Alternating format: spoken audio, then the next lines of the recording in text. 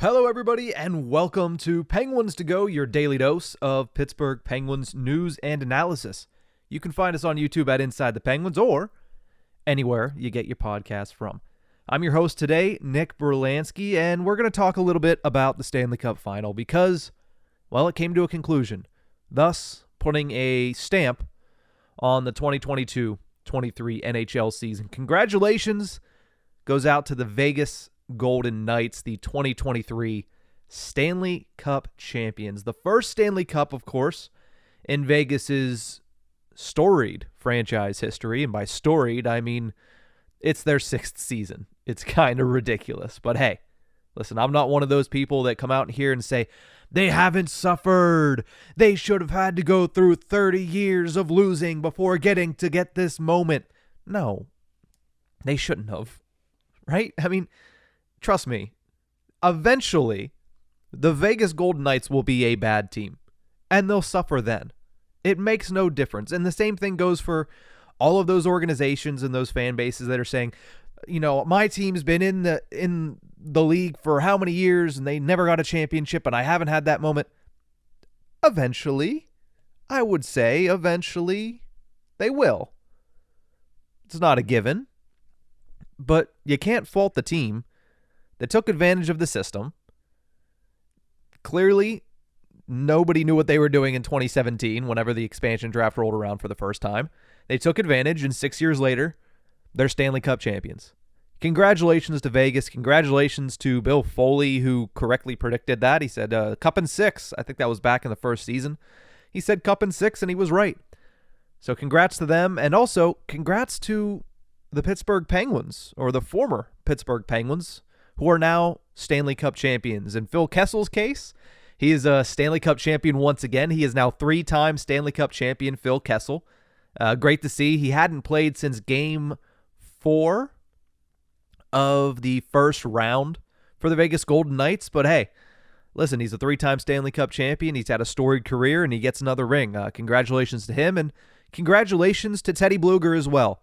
He was a black ace for the Vegas Golden Knights. He did play in some games in the postseason. He did score a goal in the postseason, and now he's a Stanley Cup champion. So congratulations to Teddy Blueger and to Phil Kessel on winning the Stanley Cup. That's your tie-in to the Pittsburgh Penguins, and there's going to be another one a little bit later in the show. But for the most part, I want to talk about the Stanley Cup Final in general. It went 5 games, and it never really felt close. So while before the series started, I said that my prediction was that the Vegas Golden Knights were going to win in 7 games, I expected the Florida Panthers to put up much more of a fight than they did in this series. But I'm not going to take anything away from the Florida Panthers, right? I'm not going to be one of the people that I've already seen go onto social media and say, well, they looked every bit of an 8 seed in this series, and that's why they lost in 5 games and got embarrassed. They didn't get embarrassed, right? They made it to the Stanley Cup Final as an 8 seed. They were a very good hockey team this spring, and they just fell short, and they fell to a better team. The Vegas Golden Knights were the better team.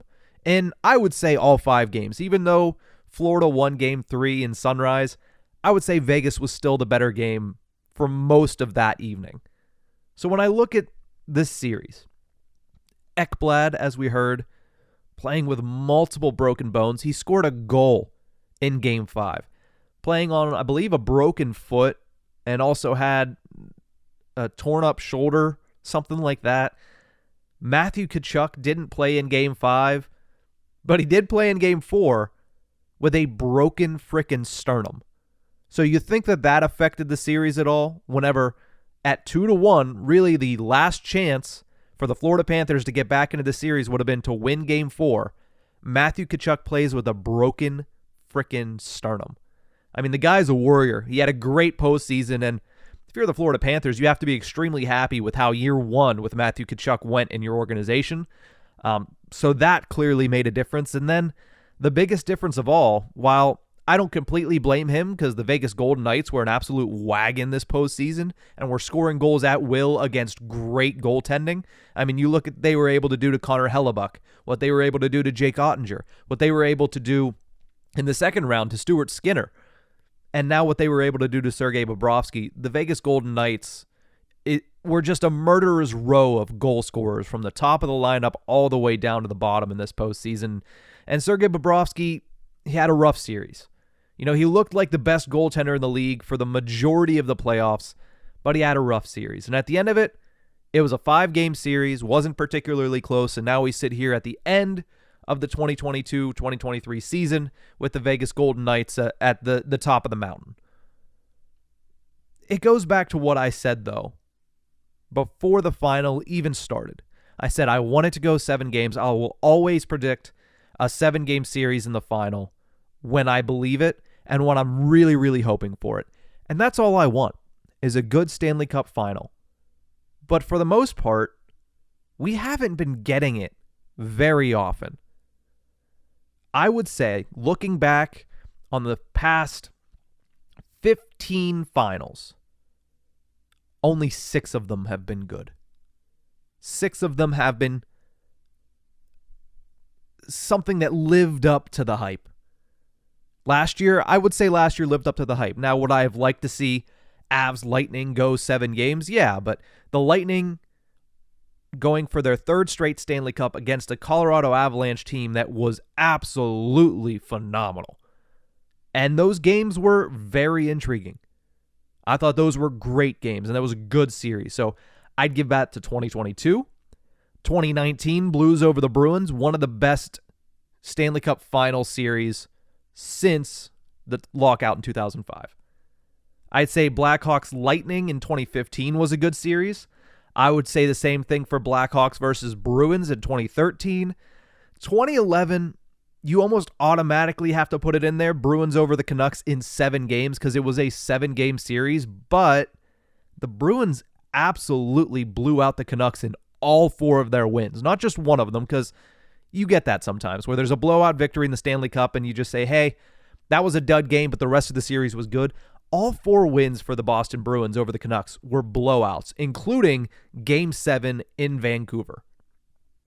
So I'll add it here, but I think that's a deeper case study. And then 15 years ago, the start of this entire sample size, of course, Pittsburgh Penguins over the Detroit Red Wings in 7 games. So 6 of the last 15 finals I would classify as being good series. The rest of them, not really. Right? To my knowledge, there's no sweeps in there, which is a good thing. There was a good bit of, 6-game series, but, there was the 5-game series. The Caps blew out the Vegas Golden Knights, and after the game 1, and it just didn't look good after that. It's not a massive problem because I would still say that hockey has the best playoffs every single year. It's better than the NFL playoffs. It's better than the NBA playoffs. It's better than the MLB postseason. The Stanley Cup Final, name another sport where the playoffs has an entirely different fan base that comes in just for that time. And it's not just a small number. It is a large number of people that only watch the playoffs because it's that good. These people don't care about hockey the rest of the year, but once it says, okay, the Stanley Cup playoffs are beginning, everybody tunes in. It's because the playoffs provide drama, electricity, hard hits, everything that you want out of the sport of hockey. You see it in the playoffs. And this postseason was no different. We had so many great storylines. Even apart from the Vegas Golden Knights, even apart from the Florida Panthers, you had the Toronto Maple Leafs finally winning a series. You had the Carolina Hurricanes looking absolutely phenomenal. You had the New Jersey Devils taking down the New York Rangers in the first round in 7 games. A young New Jersey Devils team. That was great. You had Seattle slaying the Demon, getting rid of the defending Stanley Cup champion in the first round. That was great. Dallas looking absolutely outstanding, and Roope Hintz really putting a staple on his coming out party that was this season. It was a great postseason. But once again, the final just didn't live up to the hype. And apart from it being 15 years, by the way, the reason I went back to Pens versus Red Wings in 2009 is Because one, it's the Penguins, and this is a Penguins channel if you're on Inside the Penguins, or this is a Penguins podcast feed if you're on Tip of the Ice-Burgh. So yes, I usually relate a lot of the things back to the Pittsburgh Penguins because that's the majority of the listener base. But also, two, Pens Red Wings was really the passing of the torch from the old age to the new age in the NHL. That Red Wings team was chock full of veteran Hall of Fame talents, the Pavel Datsyuks of the world. Henrik Zetterberg was younger at that point, so I'm not going to count him in there. But Nick Lidstrom, Nick Kronwall, Tomas Holmstrom is not a Hall of Famer, but very important piece to that team. Johan Franzen, very important piece to that team. And then you had on the other side the young guys. Sidney Crosby, Evgeny Malkin, Chris Letang, Chris Kunitz was on that team. A lot of young talent on that team. Jordan Stahl, can't forget him. And it really kicked off a new era. I know that you had Pens Red Wings in 2008, and I could start it from there. I know you had two other Stanley Cup Final series between then and the lockout, but that was really the changing of the guard because it kicked off a stretch where the Blackhawks started their dynasty literally the next year. The Bruins finally got off the schneid and got a Stanley Cup victory. The LA Kings came out of nowhere, and for 4 or 5 years, they started their run as a mini dynasty in the NHL.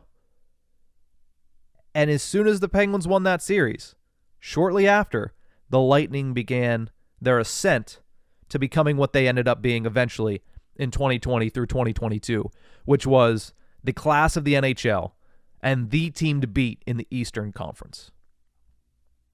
So, really, when you look at the past 15 years, it's chock full of a lot of disappointing finals. And this year, I would say, adds on to that. I'm not trying to take anything away from Vegas. I'm not trying to take anything away from the Florida Panthers. Both of them had phenomenal postseasons, phenomenal seasons in general, and I had fun watching it. But, I mean, 9-3, that was the final. We didn't even get in a closeout game any suspense. 9-3. You just want more. And if the league wants to grow, they should want more too from their championship series. But hey, at the end of the day, that's going to do it for the 2022-23 season. The end of the day, the Vegas Golden Knights won. That is going to be an insane parade, right? A championship parade down the Las Vegas Strip. Yeah, it's going to be an insane parade. Would be great to be out there. I was out there last month. Just mistimed it just by a month. Could have been out there for the Stanley Cup parade down the Vegas Strip, but oh well. Now we move on to the next season. Buyout window opens Friday, Pens fans. Could Mikael Granlund get bought out? We'll have to wait and see. But we have plenty to talk about as the season begins to start over. The entire, the end of the story for last season has happened now. The beginning of next season officially starts today. So we'll see what happens with that. We'll be here to cover it all. But that's it for this one. We'll see you guys next time.